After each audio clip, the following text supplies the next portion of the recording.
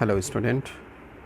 आज हम Henry fuel principal of management के अंतर्गत जो remaining principles of management developed by Henry fuel है उसके बारे में डिस्कस करेंगे। लास्ट वीडियो में हमने पार्ट 1 और पार्ट 2 में 9 principles of management developed by Henry fuel discuss किया था और आज हम remaining 5 principles of management of Henri fuel इस वीडियो में डिस्कस करेंगे।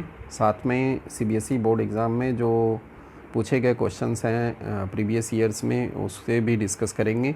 पर्टिकुलर प्रिंसिपल्स ऑफ मैनेजमेंट के ऊपर जो क्वेश्चंस पूछे गए हैं तो लेट अस डिस्कस।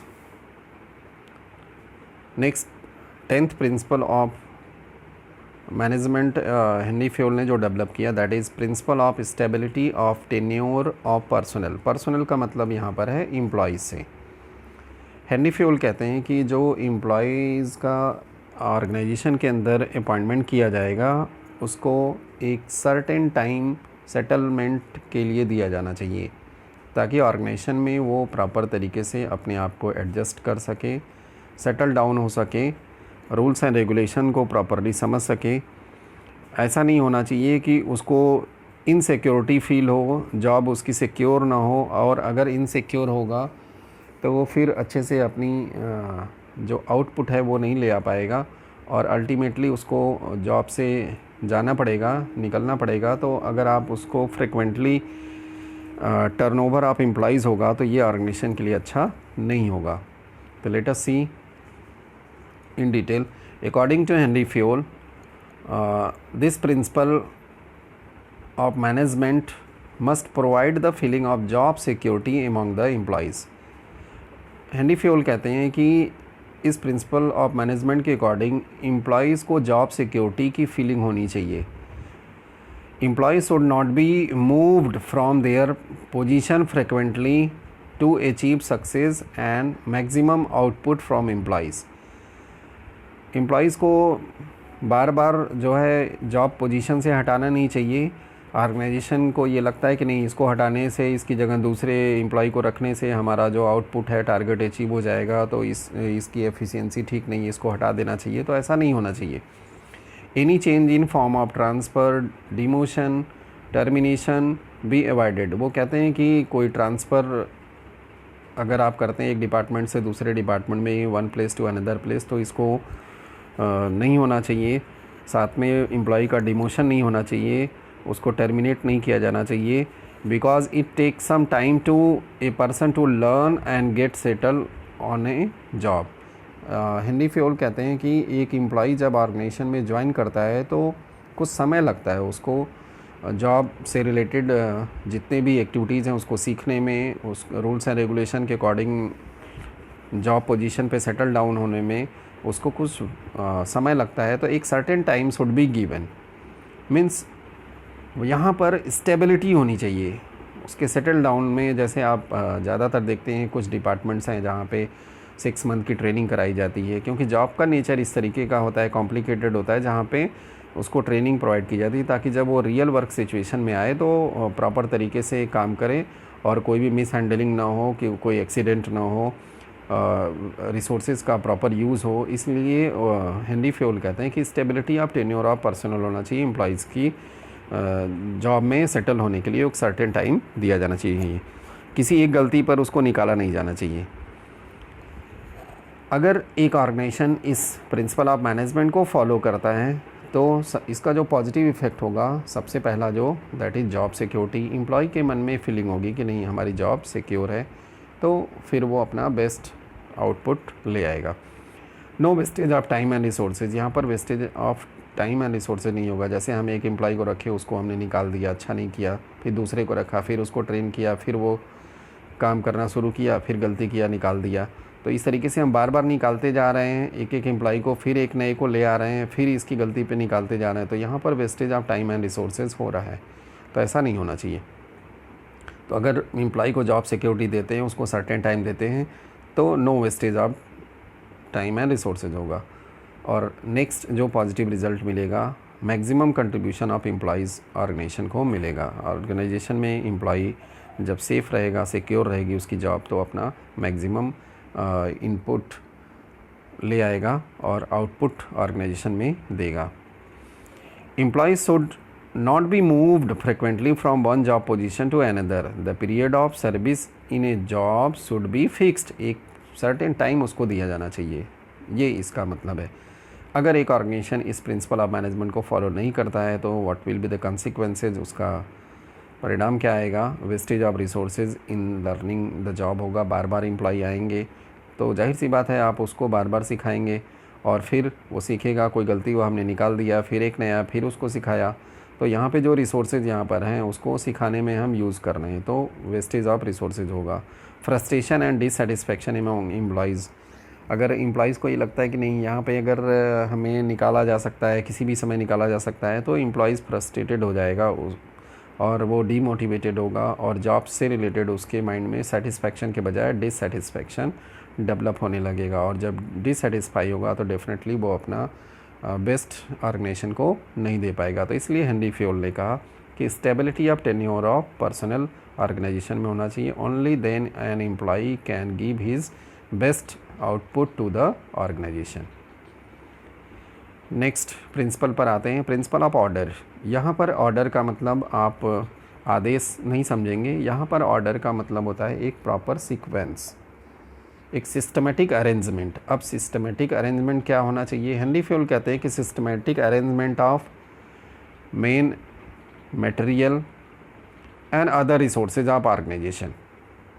उन्होंने कहा ऑर्गेनाइजेशन में जितने भी रिसोर्सेज का यूज़ होता है, मैन पावर से लेकर के, मीन्स ह्यूमन रिसोर्सेज से लेकर के machinery, technology, material, each and everything should be kept at its proper place. उनका एक प्रॉपर प्लेस होना चाहिए, क्योंकि अगर प्रॉपर प्लेस पर होगा तो किसी भी एम्प्लॉयज़ के माइंड में कोई कन्फ्यूज़न नहीं होगा और वो इमीडिएट उस पर्टिकुलर पर्सन से, उस पर्टिकुलर मशीनरी से और उस पर्टिकुलर रिसोर्सेज मटेरियल के साथ अप्रोच करके वर्क को टाइमली पूरा करेगा।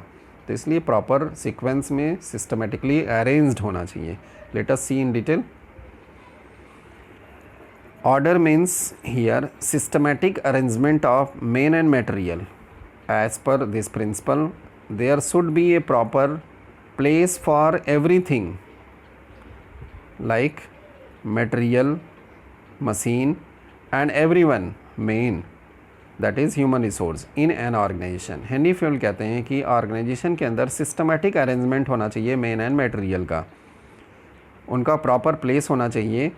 सभी कुछ प्रत्येक रिसोर्सेज जो है वो एक पर्टिकुलर प्लेस पर ही होना चाहिए, so that no time and energy is wasted in search of any material और एनी पर्सन, ताकि कोई भी समय या एनर्जी का वेस्टेज नहीं होना चाहिए उस पर्टिकुलर मटेरियल या पर्सन को ढूंढने में।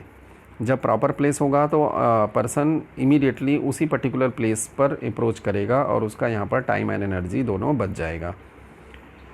अब इसका एग्ज़ाम्पल आप अपने स्कूल में भी ले सकते हैं। जैसे आपकी क्लास एक फ़िक्स प्लेस पर होती है, कौन सी क्लास, अगर सपोज करिए किसी सब्जेक्ट टीचर की क्लास किसी और जगह पर भी होती है दूसरी क्लास में, तो आपको पहले से ये पता होता है कि हमारी नेक्स्ट क्लास जो है इस पर्टिकुलर प्लेस पर होगी, तो आप डायरेक्टली वहीं अप्रोच करते हैं और आपको भी पता होता है, साथ में टीचर को भी पता रहता है, तो इससे आपका टाइम एंड एनर्जी वेस्ट नहीं होता है।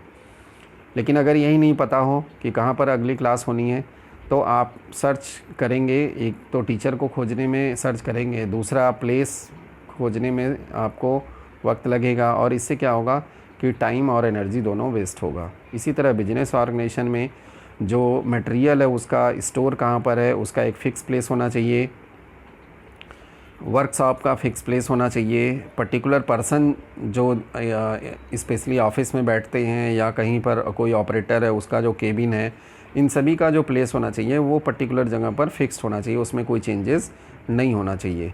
इससे क्या होगा, कोई पर्सन उनको ढूंढने में अपना टाइम वेस्ट नहीं करेगा। तो अगर एक ऑर्गेनाइजेशन, हेनरी फ्योल कहते हैं if an organisation followed this principle of order then what will be the positive effect. तो पॉजिटिव इफेक्ट होगा, इट इंक्रीज प्रोडक्टिविटी बढ़ाने में मदद करेगा, मैक्सिमम यूज़ ऑफ रिसोर्सेज होंगे, नो वेस्टेज ऑफ टाइम होगा, smooth and systematic working of organisation होगा, बिल्कुल एकदम डिसिप्लिन वे में स्मूथ फंक्शनिंग ऑर्गेनाइजेशन की होगी, कोई भी क्योस एंड कन्फ्यूज़न नहीं होगा। कंसिक्वेंसेस अगर इस प्रिंसिपल को नहीं फॉलो करते हैं तो wastage of time and energy होगा in search of man and material. पता लगा एक पर्सन का प्लेस कुछ समय के बाद बदला जा रहा है, तो उस आदमी को खोजने में ही आपका टाइम और एनर्जी दोनों वेस्ट होगा।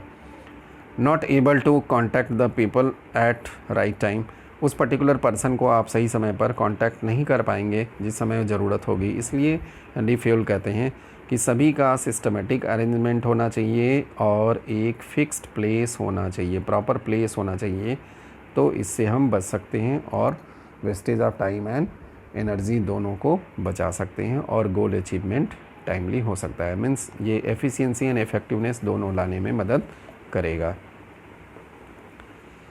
अब इसके ऊपर 2017 में बोर्ड एग्ज़ाम में क्वेश्चन पूछा गया था। 2 प्रिंसिपल ऑफ मैनेजमेंट पूछे गए थे, जिसमें एक प्रिंसिपल ऑफ ऑर्डर है जिसकी बात हमने अभी किया, और यूनिटी ऑफ डायरेक्शन ऑलरेडी हम डिस्कस कर चुके हैं पिछली वीडियो में। तो यहाँ पर आप ध्यान देंगे, इसको आपको एक्सप्लेन करना था। आप इसका स्क्रीनशॉट लेकर के समझ सकते हैं जैसा एक्सप्लेनेशन हमने आपको बताया, और इसके ऊपर 1.5 मार्क्स था और टोटल ये क्वेश्चन 3 मार्क्स में पूछा गया था। तो this is the pattern of asking question in the board exam. Next आता है प्रिंसिपल ऑफ इक्विटी। इक्विटी का मतलब हेनरी फ्यूल कहते हैं समानता, इक्वल ट्रीटमेंट होना चाहिए, fair treatment in the work place. Means यहाँ पर एम्प्लॉयज़ के साथ एक मैनेजर का जो ट्रीटमेंट होना चाहिए that must be equitable manner, equal होना चाहिए। कोई भी पार्शियलिटी बायसनेस नहीं होना चाहिए कि एक के साथ पक्षपात करते हैं दूसरे को पनिश करते हैं, तो फिर इससे क्या होगा, डिससेटिस्फैक्शन एमॉन्ग एम्प्लॉयज़ होगा। इसलिए हेनरी फ्यूल कहते हैं कि principal of equity must be followed. Late us see here, according to this principle it implies that there should be just, fair and kind treatment of management towards employees। Employees के साथ manager का जो treatment होना चाहिए वह fair and kind treatment होना चाहिए। No discrimination on the basis of sex, caste, religion, nationality etcetera. इन सभी के बेस पर कोई भी भेदभाव नहीं होना चाहिए among the workers. If manager is biased then employees will get dissatisfied and will not contribute to their maximum। अगर मैनेजर बायस्ड होगा, किसी का पक्ष लेता है और किसी को पनिश करता है, तो उस कंडीशन में यहाँ पर क्या होगा कि एम्प्लॉयज़ डिससेटिस्फाइड होंगे और अपना मैक्सिमम नहीं देंगे ऑर्गेनाइजेशन को। इसलिए यहाँ पर प्रिंसिपल ऑफ इक्विटी को फॉलो किया जाना चाहिए। अब इसका जो पॉजिटिव इफ़ेक्ट आएगा, लॉयल्टी एंड डिवोशन इंक्रीज़ होगा। मीन्स ऑर्गेनाइजेशन के एम्प्लॉयज़ के माइंड में अपने ऑर्गेनाइजेशन के लिए लॉयल्टी आएगी, उनका डिवोशन बढ़ेगा, बिलोंगिंगनेस बढ़ेगा, ऑर्गेनाइजेशन को वो अपना मानेंगे, मैनेजर्स को पसंद करेंगे, कॉर्डियल रिलेशन उनके बीच में होगा, सीनियर जूनियर के रिलेशंस बहुत अच्छे होंगे, एम्प्लॉयज़ गेट सेटिस्फाइड होगा और मोटिवेटेड होगा, वर्क को करने के लिए हमेशा तैयार होगा। अगर इस प्रिंसिपल ऑफ इक्विटी को फॉलो नहीं करते हैं तो इसका रिज़ल्ट ये आएगा कि डिससेटिस्फैक्शन इन एम्प्लॉयज़ बढ़ेगा, इंक्रीज टर्नओवर, एम्प्लॉयज़ जॉब छोड़ के जाएंगे, unhealthy relation between superior and subordinate होगा, जो सीनियर जूनियर के रिलेशनशिप हैं वो अच्छे नहीं होंगे। अब यहाँ पे हम आपको एक एग्ज़ाम्पल देते हैं कि इसका जो मेन थीम क्या है प्रिंसिपल ऑफ इक्विटी का। कि सपोज़ करिए कि एक जॉब पोजीशन पे 2 एम्प्लॉय काम करते हैं, यहाँ पर suppose like this 2 employees are working, तो दोनों को जो सैलरी मिलनी चाहिए वो सेम मिलनी चाहिए। ऐसा नहीं कि किसी को ज़्यादा मिलनी चाहिए। For the same job 2 persons should be paid equally to observe the principle of equity. इनको दोनों को सेम सैलरी मिलनी चाहिए। ऐसा नहीं कि अगर सेम जॉब पोजीशन पे हैं तो अलग अलग उनको सैलरी दिया जाए। तो इस तरीके से यहाँ पर अगर आप ऐसा करते हैं, दोनों को सेम सैलरी देते हैं, तो you are following the principle of equity. लेकिन अगर आप ऐसा नहीं करते हैं तो आप इसको वायलेट करते हैं। जैसा कि आप यहाँ पे फिगर में देखिए कि एक एम्प्लॉय को 5000 सैलरी दी जा रही है और दूसरे को 3000 दी जा रही है, और जैसे ही आप 3000 दे रहे हैं एम्प्लॉय को, इमीडिएटली दूसरा एम्प्लॉय कहता है कि we do the same job, then why this partiality, तो इस तरह का पक्षपात क्यों हो रहा है? तो ऐसा नहीं होना चाहिए। तो ऑर्गेनाइजेशन में हेनरी फ्यूल कहते हैं कि प्रिंसिपल ऑफ इक्विटी को फॉलो करना चाहिए। नेक्स्ट हम आते हैं प्रिंसिपल ऑफ इनिशिएटिव। इनिशिएटिव का मतलब होता है पहल करना, आगे आना, शुरुआत करना, सबसे पहले आना। जैसा आप इस फिगर में भी देख रहे हैं कि कई लोग दिखाई दे रहे हैं जिसमें एक जो एम्प्लॉय है वो सबसे पहले आगे बढ़ रहा है। तो मतलब हमें पहला कदम आगे बढ़ाना है किसी पर्टिकुलर कंडीशन में अपनी जॉब को परफॉर्म करते समय। तो let us see here principal of initiative, it means taking first step with self motivation. Henry Fayol कहते हैं कि एम्प्लॉइज़ को इस तरह की अपॉर्चुनिटी दी जानी चाहिए, इस तरह का इन्वायरमेंट ऑर्गेनाइजेशन में डेवलप करना चाहिए मैनेजमेंट को कि एम्प्लॉय खुद से आगे बढ़ कर के आए और एक पर्टिकुलर सिचुएशन में अपना जो वैल्यूएबल सजेशंस हैं उसको दे, ताकि ऑर्गेनाइजेशन को उसका बेनिफिट मिले। Fayol suggest that employees should be encouraged to develop and carry plans for improvement, so manager must welcome the suggestion and ideas of employees before framing the plans. Henry Fayol यहाँ तक कहते हैं कि employees के suggestions को welcome करना चाहिए manager को। कोई भी प्लान अगर सेट करना चाहते हैं तो उस प्लान को अपनी द्वारा ही ना सेट करें, बल्कि उस प्लान के बारे में एम्प्लॉइज़ को बताएं और उनसे सजेशन मांगें, और उनके सजेशन को ध्यान में रखते हुए तब जो है उस प्लान को सेट करें। If suggestion are useful then it needs to be rewarded. अगर सजेशन एम्प्लॉइज़ का अच्छा आता है तो उसको रिवार्ड मिलना चाहिए, उसको इनाम मिलना चाहिए। But they must observe discipline, लेकिन ये सभी कुछ डिसिप्लिन के अंदर होना चाहिए। मैनेजर को ये ध्यान रखना चाहिए कि सजेशन देते समय एम्प्लॉइज़ जो रूल्स एंड रेगुलेशंस हैं उसका भी प्रॉपर तरीके से फॉलो करे। इट हेल्प्स, इसका जो पॉजिटिव इफेक्ट आएगा अगर इनिशिएटिव प्रिंसिपल को ऑर्गेनाइजेशन फॉलो करता है तो एम्प्लॉय सेटिस्फाइड होगा, उसको बड़ा अच्छा फील होगा कि मेरे सजेशंस को माना गया, मैंने ये आइडिया दिया, इसको सभी लोग फॉलो कर रहे हैं। इट डेवलप्स बिलोंगिंगनेस, ऑर्गेनाइजेशन के लिए एम्प्लॉइज़ के माइंड में बिलोंगिंगनेस की फीलिंग डेवलप होती है, ऑर्गेनाइजेशन मेरा है, इस तरह की फीलिंग होगी। और एम्प्लॉइज़ को हमेशा मैनेजर के द्वारा इनकरेज किया जाना चाहिए फॉर टेकिंग इनिशिएटिव, आगे बढ़ो, आगे आइए, आप अपना सजेशन दीजिए, और उनको रिवार्ड दिया जाना चाहिए, तभी ऐसा होगा। एक ऑर्गेनाइजेशन अगर इस प्रिंसिपल ऑफ मैनेजमेंट को फॉलो नहीं करता है तो क्या कॉन्सिक्वेंसेज आएंगे? कॉन्सिक्वेंसेज ये होंगे कि employees will not work to the best of their ability, अपनी एबिलिटी, अपनी क्षमता का बेस्ट वो ऑर्गेनाइजेशन को नहीं देगा। डीमोटिवेशन अमंग एम्प्लॉइज़ होगा, क्योंकि आप अपनी बात उनके अंदर सिर्फ थोप रहे हैं, और उनकी क्रिएटिविटी भी रिड्यूस होगी, क्योंकि जब आप उनसे आगे बढ़ने के लिए कहते हैं, अपने सजेशंस देने के लिए कहते हैं, तो इसकी वजह से एम्प्लॉइज़ की माइंड में जो होता है, इनकी माइंड में जो क्रिएटिविटी होती है ऑर्गेनाइजेशन के लिए, कि नए नए आइडियाज़ डेवलप होते हैं, नए नए सजेशंस आते हैं, तो उनकी क्रिएटिविटी डेवलप होती है। इसलिए हमें एम्प्लॉइज़ को इनिशिएट करने के चांसेस दिए जाने चाहिए। अब आगे बढ़ते हैं। 2017 में जो दूसरे सेट्स थे क्वेश्चन पेपर के, उसमें एक सेट में ये भी क्वेश्चन पूछा गया है कि explain briefly initiative and spirit de corps as principle of general management. तो प्रिंसिपल ऑफ इनिशिएटिव हमने अभी डिस्कस किया, इससे रिलेटेड क्वेश्चन पूछे गए हैं, तो आप इसको देखिए।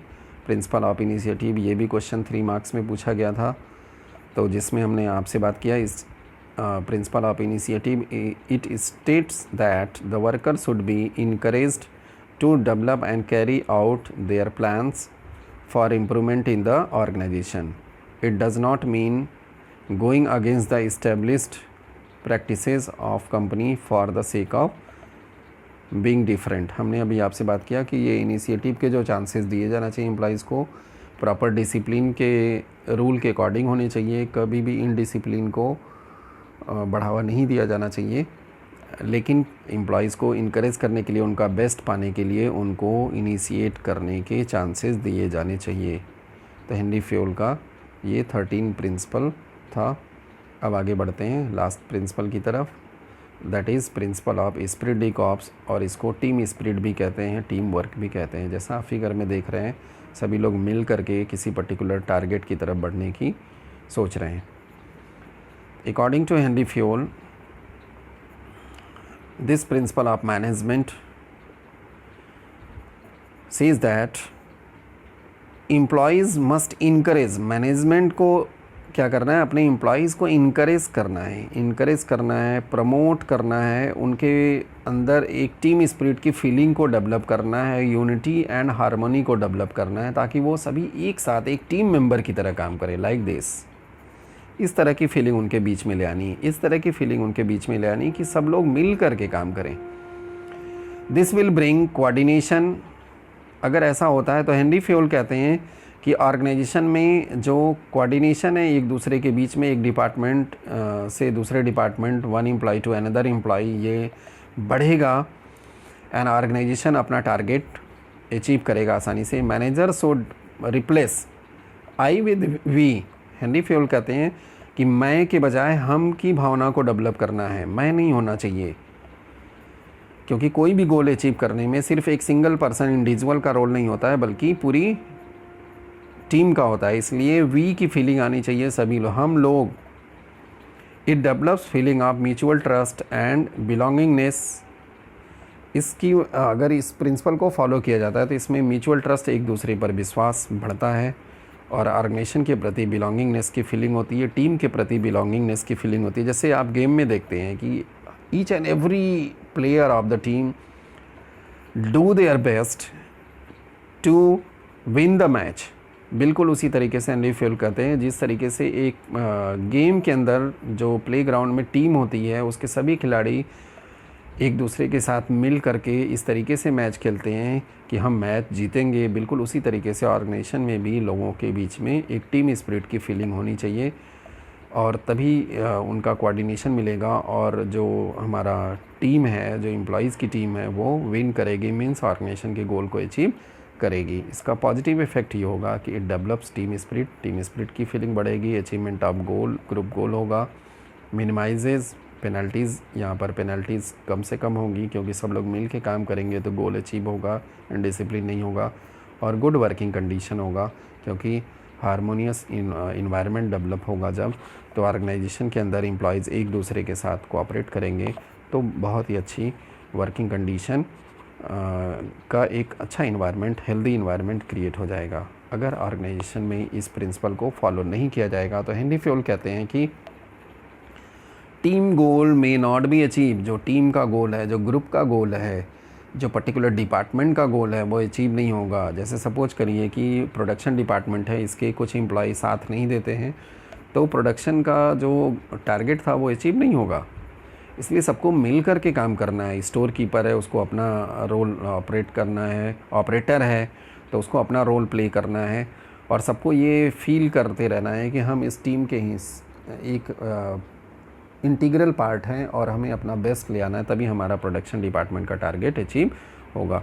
तो अगर ऐसा नहीं होता है तो टीम गोल अचीव नहीं हो पाएगा। नो टीम स्पिरिट, जो टीम स्पिरिट की फीलिंग है वो नहीं आएगी, and more stress on individuals बढ़ेगा।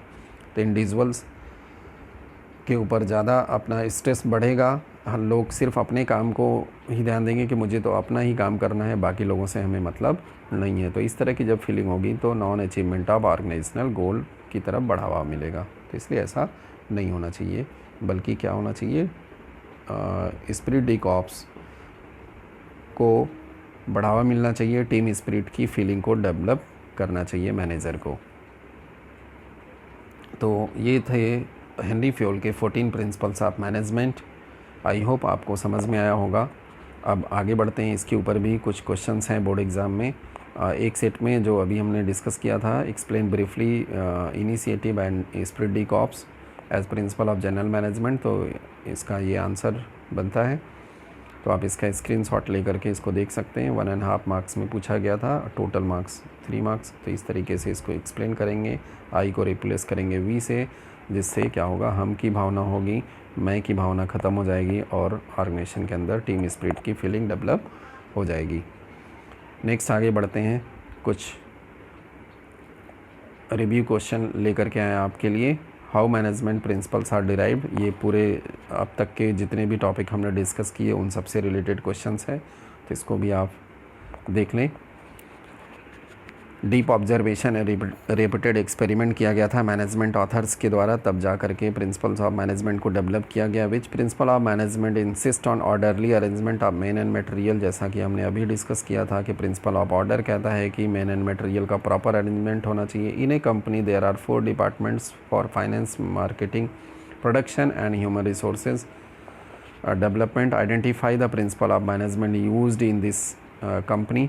तो यहाँ पे वर्क का बंटवारा किया गया, तो principle of division of work सबसे पहला प्रिंसिपल हमने डिस्कस किया था। Which principle of management insist on workers would be encourage to develop and carry out their plans for development, name and explain. Principle of initiative अभी discuss किया था, उसको discuss कर मीन्स एक्सप्लेन कर देंगे आप। और आगे आपको बताया गया Heena and Hitesh are typist in a company having the same educational qualification. Hina is getting 3,000 per month and Hitesh is getting 4,000 per month as salary for the same working hours. Which principle of management is violated in this case? Name and explain. तो अभी हमने आपको बताया था principal of equity जो कि यहाँ पर वायलेट हो रहा है, तो इसको आपको बताना है नाम और एक्सप्लेन करना है। ये पैटर्न होगा क्वेश्चन पूछने का। नेक्स्ट आता है in school principal makes sure that every instruction, order or information given by him must be passed to vice principal, then head of the department, then to teachers, and student must be informed by respective teachers only. He never allow teacher to directly communicate with him. तो एक communication के sequence की बात करते हैं, तो हमने पिछले वीडियो में डिस्कस किया था। This is the related to the line of authority that is principle of scalar chain की बात किया। तो यहाँ आपसे पूछा जा रहा है कि state the principle of Henri Fayol followed by the school principal, और in case of emergency which concept of above principle can be used by teacher to pass urgent message directly to the principal. तो आपको urgent emergency के case में आपको बताया गया था gang Planck follow किया गया था स्केलर चेन में। तो नेम ऑफ प्रिंसिपल है प्रिंसिपल ऑफ स्केलर चेन, और जो टेक्निक फॉलो करने की बात की गई इमरजेंसी केस में that is gang plank. Next question आता है in your school you observe that books are kept in office, chalks in the library and administrative files in the staff room. इस तरीके से है। तो आगे पूछा गया which principle of Fayol is violated in this case, कौन सा फ्यूल का प्रिंसिपल वायलेट किया गया। As a manager what step will you take to rectify the situation, तो आप क्या इस सिचुएशन को ठीक करने के लिए करेंगे। तो जो प्रिंसिपल यहाँ पर वायलेट किया गया that is principle of order, और इसको ठीक करने के लिए आपको क्या करना है कि जो बुक्स हैं उनको लाइब्रेरी में रखवाएंगे, चॉक जो है उसको स्टाफ रूम में रखवाएंगे, और जो फाइल्स हैं एडमिनिस्ट्रेटिव फाइल्स हैं उसको ऑफिस में रखवा देंगे। तो ये जो सिस्टमेटिक अरेंजमेंट ऑफ मटेरियल्स है वो हो जाएगा और कोई भी कन्फ्यूज़न नहीं होगा। नेक्स्ट आते हैं question which principle of management is violated in the following situation. इस पैटर्न के भी क्वेश्चंस पूछे जाते हैं। तो आप देखिए 1 2 3 करके आपको 4 टाइप्स ऑफ क्वेश्चंस दिए गए। इसमें आपको पहचानना है कि when a worker receive order from more than one boss, तो कौन सा प्रिंसिपल ऑफ मैनेजमेंट इन्वॉल्व हो रहा है, यहाँ पे वायलेट हो रहा है। तो एक से ज़्यादा बॉस अगर ऑर्डर करेंगे तो principle of unity of command. When an employee is given responsibility to achieve target production of 500 units with no authority to access over the raw material, तो यहाँ पर principle of authority and responsibility की बात की गई है। When worker is wasting time in search of tool box in the organisation, tool box खोजने में समय व्यतीत कर रहा है मीन्स रिसोर्सेज मटेरियल को खोजने में, तो प्रिंसिपल ऑफ ऑर्डर का वायलेशन किया गया। When manager grant 1 month medical leave to a supervisor with pay and only 1 week medical leave to an accountant, तो यहाँ पे देखिए मैनेजर भेदभाव कर रहा है, पार्शियलिटी कर रहा है, बायस है, justice fair and kind treatment नहीं कर रहा है। तो यहाँ पर प्रिंसिपल ऑफ इक्विटी का वायलेशन हो रहा है। तो जैसा हमने डिस्कस किया आपके साथ, तो this will be the way of answering the question and such type of question may be asked in your exam. Thank you very much for watching this video. Please like and share. और इस chapter से related जितने भी हमने previous topic discuss किए हैं आप playlist में जाके देख सकते हैं, इस वीडियो के डिस्क्रिप्शन में भी देख सकते हैं. Thank you.